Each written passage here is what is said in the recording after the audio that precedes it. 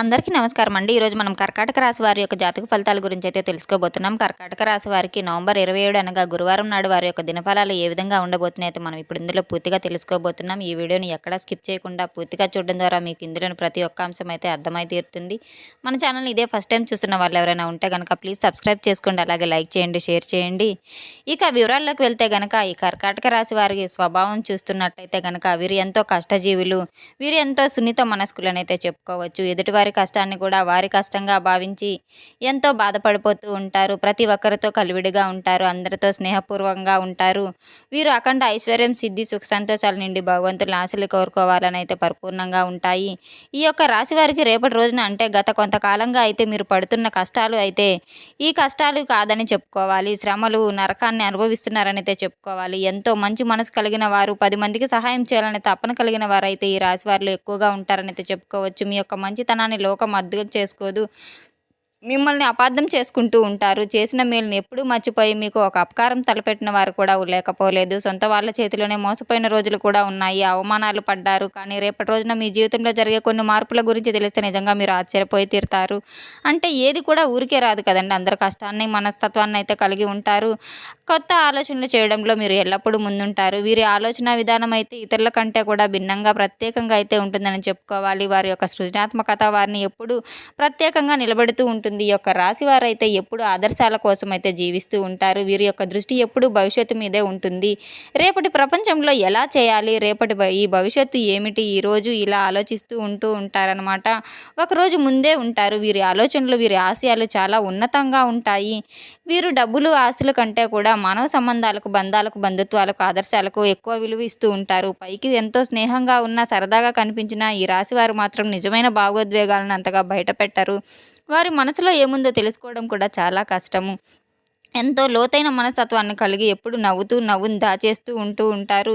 మీ మనసు అనేది ఎప్పుడూ కూడా వెన్నలా ఉంటుందని అయితే చెప్పుకోవచ్చు. ఇక రేపటి రోజున వీరి యొక్క సంపద అంటే అత్యధికంగా మీకు ధన సంపద కలగబోతుందనే చెప్పుకోవాలి. రేపటి రోజున ఊహించిన విధంగా అయితే వీరికి ధనం అనేది వీరి చేతిలోకి రాబోతుందని అయితే చెప్పుకోవాలి. ఆ యొక్క ధన సంపాదన వల్ల మీరు ఉన్నత స్థాయికి చాలా వరకు కూడా అన్ని రకాలుగా అయితే మీ అప్పులు ఇచ్చిన వారిని తిరిగి తీసుకోవాల్సిన వారిని అన్నీ ఇవ్వకపోయినా కానీ ఎన్నో రకాల బాధలు అయితే మిమ్మల్ని పెట్టినటువంటివన్నీ కూడా ఈ రోజున కొన్ని దారి అయితే మీకు కనిపిస్తాయని చెప్పుకోవాలి. అన్నీ తెరుచుకొని మీకు అధిక మొత్తంలో అయితే మీ యొక్క సొమ్మును అనేది కూడా మరలా మీ చేతికి అందుతుంది. ఎటువంటి ఇబ్బంది లేకుండా మీ యొక్క ధనం మీ చేతికి తప్పకుండా వస్తుంది. కోట్ల ఖజానాను అందించబోయేటువంటి విలువైనటువంటి సంపద మీకు తప్పకుండా రేపటి రోజున అందుకోబోతున్నారు.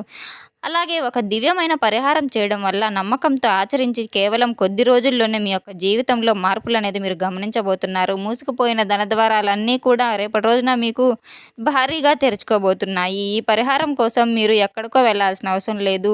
మీ సమీపంలో ఉండే దేవాలయం దగ్గరకు వెళ్తే చాలు. దేవాలయ ప్రాంగణంలో బయటగా తప్పకుండా రావి చెట్టు ఉంటుంది కదా, ఆ రావి చెట్టు దగ్గర కోట్ల ఖజానాలు అందించబోయే కల్పవృక్షం అయితే చెప్పుకోవాలి.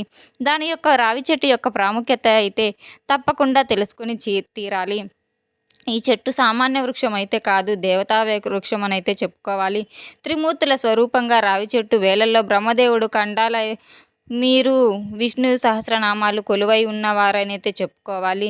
అందుకే రావి చెట్టుకు చాలా ప్రాముఖ్యత అయితే ఇస్తూ ఉంటారు. మీ కష్టాల అనుకూలతకు రాబోయే సమస్యలన్నీ కూడా త్రిమూర్తులకు ప్రదర్శన చేసేటప్పుడైతే పుణ్య ఫలితాల రూపంలో కష్టాలకైతే మీరు పులి స్టాప్ పెట్టవచ్చు. అంతేకాకుండా రావి చెట్టు ప్రతి దేవతకు కూడా ఇష్టము. రావి చెట్టుకు పూజ చేయడం వల్ల పితృదోషాలు తొలగిపోతాయి. లక్ష్మీదేవి కూడా ఈ వృక్షంలో నివాసం ఉంటుందని పురాణాలు చెప్పకనే చెప్తున్నాయి. అందుకే ఈ చెట్టు దగ్గర రేపటి రోజున ఆలస్యం చేయకుండా ఒక చిన్న పరిహారం తప్పకుండా అయితే మీరు చేసి తీరాలి. చెట్టు దగ్గర చిన్న పరిహారం చేయడం వల్ల భగవంతుడే మీ ఇంటి దగ్గరకు వచ్చి మీకు తెలిసి ఎందుకంటే ఈ చెట్టు అయితే ప్రతి ఆదివారం నాడు ఇలా చేయడం వల్ల చేయకపోయినా సరే ఆదివారాలు చేసుకోవచ్చు. కనీసం కుదరకపోతే మీకు ఎప్పుడు కుదిరితే అప్పుడు ప్రతిరోజు వీలుంటే మాత్రం చాలా మంచిది. వీలైతే రేపటి రోజున ఖచ్చితంగా ఉదయాన్నే నిద్రలేచి చక్కగా తలస్నానం చేసుకుని శుభ్రమైన వస్త్రాలు ధరించండి. ఎటువంటి పరిస్థితుల్లో కూడా నలుపు రంగు వస్త్రాలు మాత్రం అస్సలు తొలగించండి.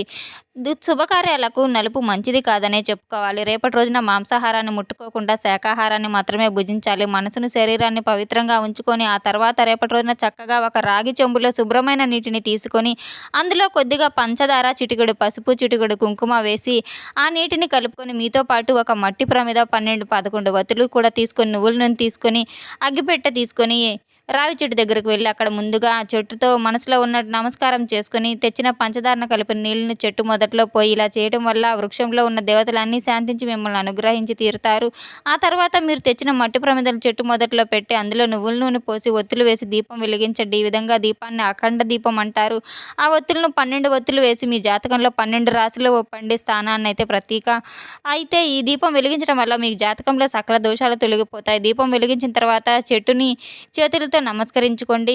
చేతులతో తాకి నమస్కరించుకోండి. సకల దేవతలకు మీరు మీ సమస్యలను అయితే చెప్పుకొని తీరండి. ఓ దేవతా వృక్షమా, త్రిమూర్తి స్వరూపంగా ఇంతకాలం నేను పడ్డ కష్టాలకు మీరు తెలియకుండా నాకు ఆర్థిక ఇబ్బందులు తొలగిపోయి నా ఇంట్లో ధనలక్ష్మి స్థిరంగా ఉండేలాగా అనుగ్రహించంటూ మీరు మనస్ఫూర్తిగా అయితే వేడుకోండి.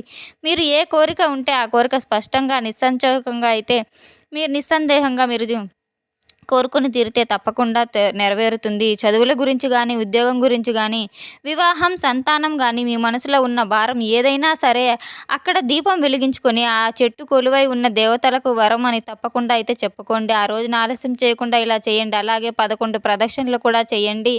ఇలా ప్రదక్షిణలు చేసేటప్పుడు మనసులో ఓం నమో భగవతే వాసుదేవాయ అనే మంత్రాన్ని అయితే జపించుకోవటం విష్ణుమూర్తికి ఎంతో ఇష్టమైన మంత్రం కాబట్టి ఇలా చేయడం వల్ల విష్ణుమూర్తి అనుగ్రహం కూడా, లక్ష్మీదేవి కటాక్షం కూడా మీకు లభిస్తుంది. ఈ పరిహారం చేయడం వల్ల జీవితంలో ఎలాంటి మార్పులు వస్తాయో ఆ మార్పులు మీరు వచ్చాక నిజంగా మీరే ఆశ్చర్యపోతారు. ఇక ప్రశాంతంగా పక్కాగా అయితే ఉంటారు.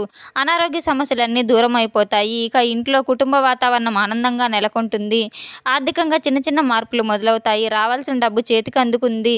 అలాగే ముఖ్యంగా రేపటి రోజున ఒక విషయం గురించి చెప్పుకొని తీరాలి. మీరు ఒక చోటు నుండి మీకు ధనం సహాయం వస్తుంది. చేసే ఉద్యోగంలో, వ్యాపారంలో ఆటంకాలు తొలగిపోతాయి. పనులు సజావుగా సాగుతాయి. మానసిక ప్రశాంతత లభించబోతుంది. వీటన్నిటికీ కారణం మీరు రావి చెట్టుకు ప్రదక్షిణలు ప్రారంభించిన రోజు నుంచే మీలోని మార్పులైతే తప్పకుండా మొదలై తీరుతాయి. మీరు తప్పకుండా నమ్మకంతో చేసి తీరాల్సిందే. మీరు మానసిక ప్రశాంతత లభించబోతుంది. రేపటి రోజున అయితే మీకు ఒక గడ్డు కాలం అని కూడా అని చెప్పుకోవచ్చు.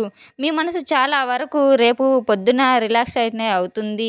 మీ మీద ఒక నరదిష్టి, నరఘోష, చెడు ప్రయోగాలన్నీ కూడా రేపటి రోజున తొలగిపోయే సమయం సానుకూలంగా మారిపోతుంది. అఖండ దీపం యొక్క భస్మం అయిపోయినట్లు మీకు ఆ దైవానుగ్రహం కోసం అయితే నిత్యం మీరు భగవంతుని కోసం కష్టపడుతూ ఉండాలి. రేపటి రోజున ఈ అఖండ దీపం వెలిగించడం వల్ల భగవంతుని కృప అయితే మీ మీద నిండుగా ఉంటుంది. ఆ దైవానుగ్రహం అయితే మీకు ఖచ్చితంగా ఈ పరిహారం చేసి తీరటం వల్ల మీకు వీలైనప్పుడు కనీసం నెలకు ఒకసారైనా సరే ఈ పరిహారం చేయడం వల్ల మీకు నమ్మకంతో, శ్రద్ధతో చేస్తే అయితే త్వరగా గొప్ప ఫలితాలు అయితే మీరు పొంది తీరుతారు. కొంతమందికి వెంటనే చేస్తే, కొంతమందికి ఆలస్యంగా అవ్వచ్చు. ఇదంతా మీ జాతక రీత్యా, మీ జాతకంలో ఉన్న కర్మఫలాల గురించి అయితే నిరుత్సాహపడద్దు. ఈ పరిహారం కొనసాగించి ఖచ్చితంగా మీరైతే జీవితంలో కొన్ని మంచి రోజులను అయితే చూస్తారని చెప్పవచ్చు. రేపటి రోజున మీ జీవితంలో మర్యాద పాలైన కొంతమంది మీ జీవితాన్ని అయితే కాపాడి తీరుతారు. ఆనందంలో ఎటువంటి సందేహం లేదు. రావి చెట్టు రూపంలో భగవంతుడే మీకు దారి చూపిస్తాడు, మీకు అండగా నిలుస్తాడు. ఇక ఈ రాశి వారు సహజంగా చిన్న చిన్న మనసులో పెద్ద పెద్ద బాధలు బాధపడుతూ ఉంటారు. అశ్రద్ధ వల్ల గొప్ప అవకాశాలు కోల్పోతూ ఉంటారు. అయితే రేపటి రోజున మాత్రం మీ జీవితంలో ఆర్ అనే అక్షరం వ్యక్తి ద్వారా అయితే కొంత ప్రమాదం పొంచి ఉందని చెప్పుకోవాలి. పరీక్షా సమయం అనే చెప్పుకోవాలి. రేపటి రోజున ఈ ఆర్ అనే వ్యక్తి ద్వారా అయితే మీకు కూడా కొంత ఇబ్బందులు పాలవుతారు. ఇంతకుముందు గొడవపడి మిమ్మల్ని బాధ పెట్టిన సందర్భాలు ఎన్నో ఉండవచ్చు. అటువంటి సందర్భాలు రేపటి రోజున మీకు ఈ వ్యక్తుల గురించి అయితే పట్టించుకోవద్దు. ఎంత మనసుకు తీసుకోవాలో అంతే తీసుకోండి. సమస్య అయినా సరే రేపటి రోజున భగవంతునిపై భారం వేసి తీరాలి. మీకు రేపటి రోజున అయితే కొన్ని ముందు తారసపడుతూ ఉంటారు. వాళ్ళని ముందు మీరు ఏమి అనకుండా మీ విషయాలు చెప్పడం ద్వారా వాళ్ళకి ఏం చెప్పడం కానీ ఏం చేయవద్దు. కానీ మీ భగవంతునిపై నమ్మకంతో అయితే మీరు పక్కకు తప్పుకోండి. ఆలోచన మొత్తం మారిపోతుంది. వారి యొక్క ఆలోచన అంతా మీ యొక్క పని చేసే ముందు అయితే తప్పితే గొడవ గురించి అయితే తగాదా అయితే చేయవద్దు. ఇటువంటి మీరు వాగ్వాదానికి దిగవద్దు. బుద్ధి చెప్పాల్సిన కొన్నిసార్లు అన్ని రకాల మౌనమే శ్రేష్టమని అయితే తెలుపుకోవాలి. ఒకవేళ మీరు వారికి బుద్ధి చెప్పాలన్నా ప్రయత్నించినా కూడా తర్వాత వారు బాధపడతారు. మీ మనసు బాధపడుతుంది. గందరగోళ స్థితికి వెళ్తూ ఉంటారు. మీ మనసును చుట్టుపక్కల వాళ్ళు అయితే ఇబ్బంది పెడుతూ ఉంటారు. ముఖ్యమైన పనుల్లో ఇబ్బందులు మొదలవుతాయి. వారి పట్ల మీకు జరిగేది అనేక రకాలైన కష్టం, నష్టం. కావున రేపటి రోజున ఆర్ అనే వ్యక్తి ద్వారా మీరు ఎంత దూరంగా ఉంటే అంత మంచిదని అయితే చెప్పుకోవాలి. ఎవరితో గొడవలు పడకండి. ఎవరితోనైనా గొడవలు జరుగుతున్నా కూడా పక్కకు మౌనంగా జరిగి వెళ్ళిపోవడం చెప్పదగిన సూచన అయితే చెప్పుకోవాలి. వారి యొక్క జాతక ఫలితాలు తిరిగి మళ్ళీ రేపటి రోజున అయితే తెలుసుకున్నాం కదండి. ఈ రాశి వారికి రేపటి రోజున పరిస్థితులు ఎదురవబోతున్నాయో మీరు తప్పకుండా శివాలయంలో రావి చెట్టుకు ప్రదక్షిణలు చేసి అఖండ దీపం వెలిగించడం ద్వారా మీకున్న సమస్యలన్నింటినీ అయితే మీరు దూరం చేసుకొని తీరుతారు. తప్పకుండా మీరు అటువంటి పరిహారాలను అయితే చేసి తీరండి. తెలుసుకున్నాం కదండి ఈ రాశి వారికి రేపటి రోజు జరగబోయే విశేషాలన్నీ కూడా. మన ఛానల్ నచ్చినట్లయితే కనుక ప్లీజ్ సబ్స్క్రైబ్ చేసుకోండి, లైక్ చేయండి, షేర్ చేయండి. అలాగే వీడియోని ఎక్కడా స్కిప్ చేయకుండా పూర్తిగా చూసి మాకు సపోర్ట్ చేసినందుకు చాలా చాలా ధన్యవాదాలు. Thanks for watching.